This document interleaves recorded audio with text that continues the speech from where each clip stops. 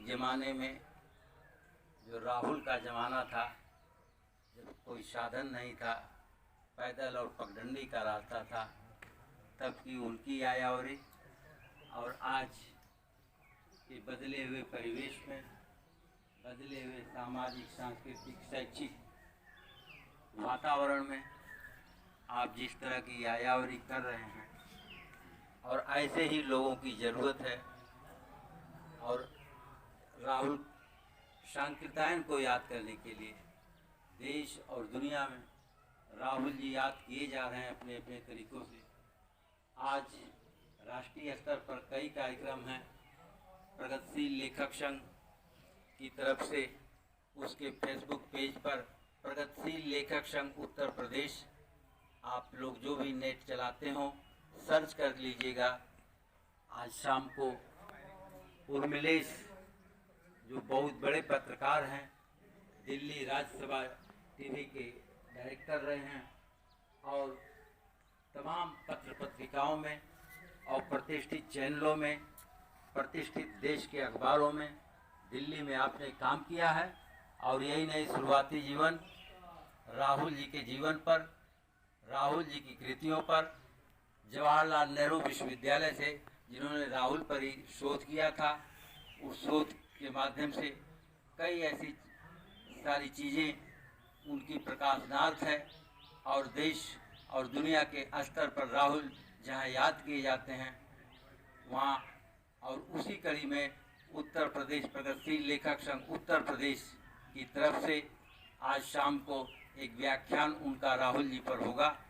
आप सब जो लोग भी हैं, नेट चलाते हैं, आप सब राहुल जी की कृतियों के बारे में उर्मिलेश जी जैसे पत्रकार से उत्तर प्रदेश प्रगतिशील लेखक संघ के पेज से जुड़कर देख सकते हैं। आज राहुल जी का 128वां जन्मदिन है। 9 अप्रैल 1893, 9 अप्रैल 1893 को राहुल शांतितायन का जन्म यही स्थल है जहाँ हुआ था। आज राहुल जी नहीं हैं, उनकी प्रतिमा है। और 14 अप्रैल 1964 को राहुल जी का देहावसान हुआ था। 63 में 14 अप्रैल 1963। कुल उनकी उम्र 70 वर्ष का जीवन, और 70 वर्ष के जीवन में यहाँ प्राथमिक शिक्षा रानी की सराय और जूनियर तब मिडिल के नाम से जाना जाता था। मिडिल की पढ़ाई करने के लिए आप निजामाबाद कस्बे में, उस समय मिडिल या जूनियर हाई स्कूल आवासीय विद्यालय हुआ करता था, यहाँ से आवासीय विद्यालय में पढ़ने गए थे। और वहीं दर्जा 8 भी पास नहीं किए, और दर्जा 8 तक जाते जाते उन्होंने वो विद्यालय भी छोड़ दिया, घर भी छोड़ दिया। शादी हो चुकी थी, कनैला से लेकर के पन्ना तक सब कुछ उन्होंने छोड़ करके आगे की जो रास्ता तय किया उन्होंने। और एक बालक जूनियर हाई स्कूल में, एक बालक की उम्र क्या हो सकती है? राहुल जी क्या सोचे होंगे? ज़्यादा से ज़्यादा 14, 15, 16 साल की उम्र रही होगी। आज 12, 13 साल की उम्र में बच्चे 8 पास कर लेते हैं। लेकिन उस समय उन्होंने क्या सोचा ऐसा कि घर छोड़ दिए, विद्यालय छोड़ दिए, जनपद छोड़ दिए और यायावरी के लिए निकल पड़े। और यहाँ से चलते हुए उनका प्रवेश पूर्वी उत्तर प्रदेश बलिया के आगे प्रवेश करते हैं छपरा में। वहाँ तक पहुँचते पहुँचते 20-21 साल की उम्र भी हो जाती है। उस समय स्वाधीनता आंदोलन अपने चरम पर था। गांधी जी चंपारण से सत्याग्रह कर रहे थे। उस सत्याग्रह में राहुल जी बहुत चढ़ बढ़ करके शामिल हुए और कांग्रेस की लीडरशिप में बिहार में किसानों के लिए काम करते हुए और वो बड़े किसान नेता के रूप में और कांग्रेस पार्टी के बड़े पदाधिकारी के रूप में जाने गए। तमाम ऐसे किस्से और कहानियां हैं। आज बाबू कमला सिंह करकर जी आए हैं। आज देश में किसान आंदोलन भी चल रहा है। किसान अपनी मांगों को लेकर के दिल्ली और दिल्ली के बाहर देश के अंदर किसान अपने परेशानियों को, अपनी दिक्कतों को लेकर के सरकार के सामने अडिग हैं, सत्याग्रह चला रहे हैं। और उस समय राहुल जी ने जो सत्याग्रह शुरू किया था किसानों को लेकर के, उनकी क्या समस्याएं थी, और एक विद्यार्थी जीवन से निकल करके एक यायावरी के जीवन में प्रवेश करने वाला व्यक्ति सीधे जुड़ता है समस्या का हल खोजने। तिब्बत की यात्रा होती है, श्रीलंका में जाकर के बौद्ध धर्म स्वीकार करते हैं। तिब्बत की चौथी यात्रा से वापस आते हैं, फिर किसान आंदोलन उसी छपरा परसा मठ में शुरू करते हैं, अमवारी में आंदोलन करते हैं। राहुल जी अकेले व्यक्ति हैं पूरे भारतवर्ष में कि उस पहले आंदोलन अमवारी में 1939 में जो किसानों को लेकर के उन्होंने आंदोलन किया था, उस आंदोलन में उनका सर फटा, जेल गए। 1921 से लेकर 25 तक कभी हजारीबाग की जेल में, कभी छपरा की जेल में, ऐसे 2-3 साल जेलों की भी यात्रा उस समय की। और उसके बाद 1939 में जब किसान आंदोलन में उनका सर फटता है तो उस समय भी वो जेल गए। और जेल में जाने के बाद जो उन्होंने लिखा, जो उन्होंने महसूस कर रहे थे किसानों और मजदूरों के बारे में, जिस किसान और मजदूर की समस्या से वो निकालना चाहते थे, और जब उनके ऊपर जमींदारों के लठैत बुलाए गए थे जमींदारों की तरफ से कि अगर गन्ने के खेत में हमला करते हैं, आक्रमण करते हैं और गन्ने की कटाई करते हैं, तो उसमें राहुल जी थे और बाबा नागार्जुन, बहुत बड़े कवि कहे जाते हैं, बिहार से थे बाबा नागार्जुन। स्वामी सहजानंद सरस्वती का जन्म गाजीपुर में हुआ था। राहुल संकीर्तन का जन्म जहां बैठे हैं यहाँ हुआ था। दोनों अपने अपने तरीके से, एक बौद्ध दर्शन के माध्यम से, दूसरे सहजानंद सरस्वती संत के माध्यम से ये किसानों और मजदूरों की समस्याओं का निदान देख रहे थे और निदान करना चाह रहे थे। हुआ क्या, 1934 में सहजानंद सरस्वती को लगा कि ये जो किसान और मजदूर की समस्याएं हैं, इस रास्ते से हल करना मुश्किल नहीं है। आड़े आ रहा था धर्म।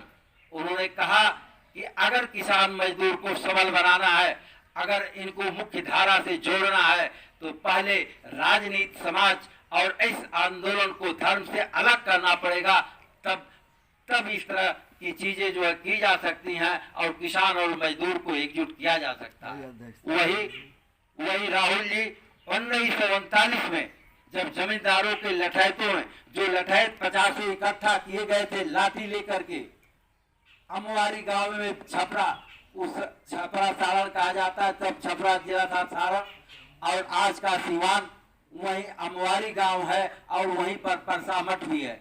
हम 2 साल पहले फरवरी 2019 में गए थे छपरा, 3 दिन रुके थे, और जिससे भी बात हुई, यहाँ कुछ चंद पढ़े लिखे लोगों को छोड़ दिया जाए, गांव के आम आदमी से पूछा जाए कि राहुल जी कौन थे, कहाँ पैदा हुए थे, कहाँ के रहने वाले थे, बहुत कम बताएंगे। राहुल बाबा के नाम से पूरे बिहार में जाने जाते हैं। राहुल छपरा से लेकर के पटना, हजारीबाग, पूरे बिहार में आज भी जन जन में राहुल का जो सम्मान है, राहुल की जो स्थिति है, शायद उत्तर प्रदेश या आसपास हमारे जनपद आजमगढ़ में भी कुछ शैक्षिक या सामाजिक राजनीतिक कार्यकर्ताओं को छोड़ दिया जाए तो नगण्य हो जाते हैं। ऐसी परिस्थिति में और राहुल के कार्यों को, राहुल किसानों को, मजदूरों को एकजुट कर आगे बढ़ना चाहते थे। उस समय कांग्रेस का जमाना था, कांग्रेस का पीरियड था। 1937 में जो प्रांतीय सरकारें बन रही थी, उस प्रांतीय सरकार बिहार में कांग्रेस पार्टी की बनी और राहुल जी ने सीधे कहा कि ये जो किसान आंदोलन करते हुए जेलों को जा रहे हैं, उनको आप चोर और डकैत की संज्ञा देकर के जेलों में बंद कर रहे हैं, उनको भी मुख्य धारा में से जोड़ा जाए, उनको राजनीतिक कैदी का दर्जा दिया जाए। और कांग्रेस ने नहीं माना, राजनीतिक कैदी का दर्जा उन किसानों मजदूरों को नहीं दिया और बगावत करके उसी समय कांग्रेस का परित्याग करते हैं। और 1937 के बाद रचनात्मक जो उनके अंदर परिवर्तन आता है, उस परिवर्तन की धारा अमवारी आंदोलन के बाद 1939 में किसान सभा का गठन करते हैं, बिहार किसान सभा। और 1940 में मात्र 9 लोगों के साथ भारतीय कम्युनिस्ट पार्टी की स्थापना बिहार में करने वाले राहुल सांकृत्यायन है 1940 में। और अमवारी में क्या परिवर्तन हुआ, जब जमींदारों के लठैतों ने उनके ऊपर लाठी बरसाने, लाठी मारने से इनकार करके जमींदार की बातों को पीछे हट गए, तो कोई लाठी चलाने वाला नहीं था। क्यों? बौद्ध धर्म के अनुयायी थे, पीला वस्त्र धारण करके एक संत के भेष में रह रहे थे। तब महावत ने 2 हाथियों की व्यवस्था की गई थी कि किसानों के आंदोलन को कुचलने के लिए।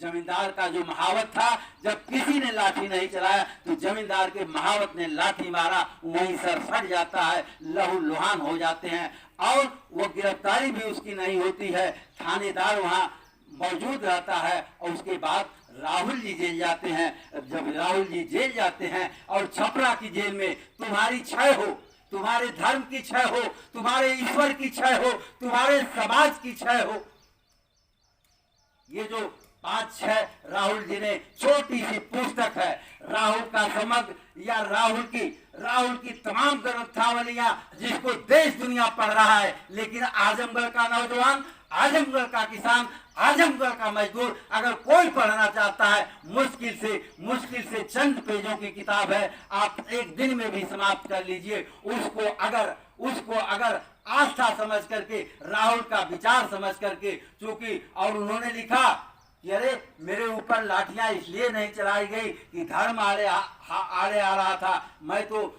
पीला वस्त्र में था, इसलिए धर्म का इतना महत्व है। जिसको कभी कार्ल मार्क्स ने धर्म को अफीम कहा था, उसको स्वामी सहजानंद ने भी पकड़ा, राहुल सांकृत्यायन ने भी पकड़ा कि इस रास्ते से अलग होकर के एक क्रांतिकारी जनवादी रास्ते की तरफ से अपने विचार के साथ आगे बढ़ना पड़ेगा। और तब उन्होंने ये तुम्हारी क्षय हो लिखा है, तुम्हारी क्षय हो इस पुस्तकालय में मौजूद है, आप लोग पढ़िएगा। और इसी के साथ अभी आज बात हुई है आजमगढ़ के पूर्व कैबिनेट मंत्री और इस इलाके से विधायक दुर्गा प्रसाद यादव चल चुके हैं, आ रहे हैं। हम और पाठक जी लगभग 10 दिन पहले डीआईजी आजमगढ़ मंडल के यहाँ गए थे, बात हुई थी, उन्होंने सहर्ष स्वीकार किया था कि नहीं हम आएंगे। कोविड का दौर या इस तरह की परेशानी नहीं थी। कार्यक्रम हम लोग